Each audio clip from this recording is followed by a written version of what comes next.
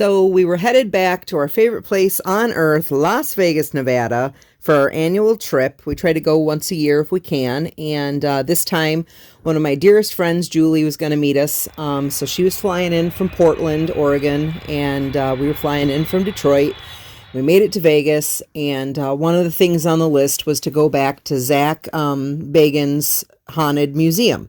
We had gone in 2018 and had a really great time, and this time they added the RIP access, which was like their VIP tour where you got to do a little bit more than you got to do on the original tour, and that sounded right up my alley. So I said, yes, we're going, we're doing the RIP, let's do it to it.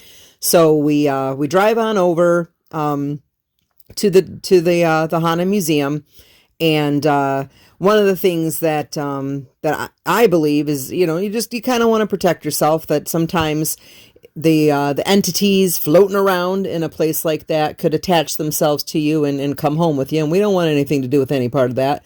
So Ryan had his rosary with him, and I put black salt in all of our shoes and had some of my protective crystals with us, and had a little bottle of liquid sage just to go. It was easy to travel with, and so we got in line and in we went. So the Haunted Museum's a really cool attraction to check out if you're in the area and you're into creepy, kooky, mysterious, and spooky things like we are. They've got quite a collection of serial killer artifacts and memorabilia and artwork and things of that nature. They had Bela Lugosi's mirror, Ed Gein's cauldron, which was pretty creepy.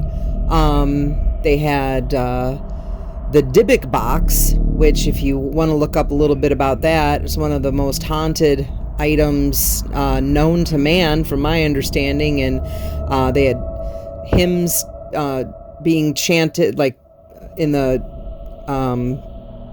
just being chanted over the speakers, and salt surrounding it, and that's quite a sight. And then Jack Kevorkian's bus, which being from Michigan, we we remember all the news coverage and stuff about him. So seeing the bus in person was quite a sight. And so yeah, going through the whole museum is just there's so much to see. You could go back 10 times and still see things that you didn't see the first time.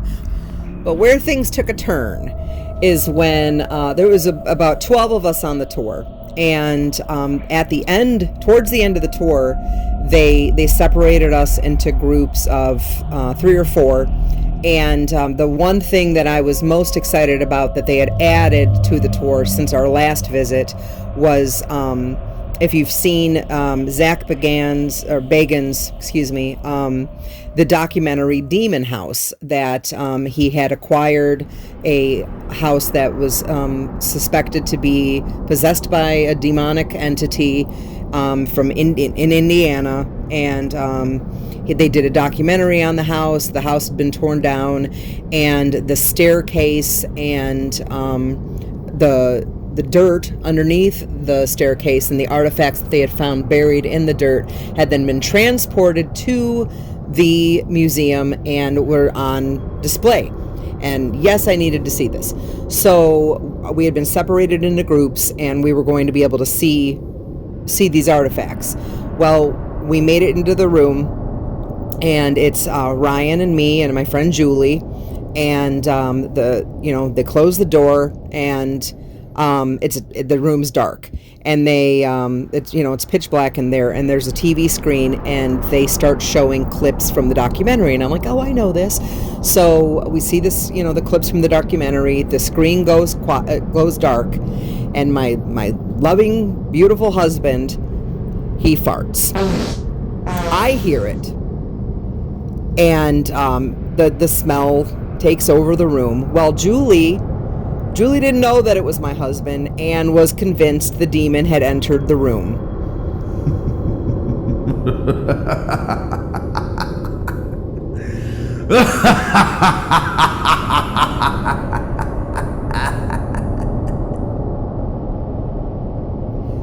So I'm standing there like, really? You can't hold that in. And, it finally, it thankfully dissipates a bit. The walls drop and you can see into the display that they've got set up, and it's the stairs, and it smells of a rank basement at this point. So I mean, we're just being hit with all kinds of smells at this point. And you can see the all the dirt that they had transported, and a glass case that has the artifacts that they had found from the basement.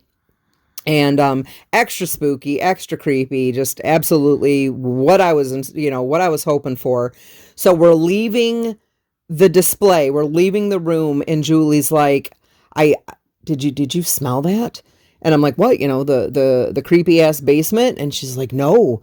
She's like, before the shutters dropped, she's like, I could smell sulfur. And she's like, do you think that was something demonic? And Ryan starts laughing, and I look at him and I'm like, no, that was my husband.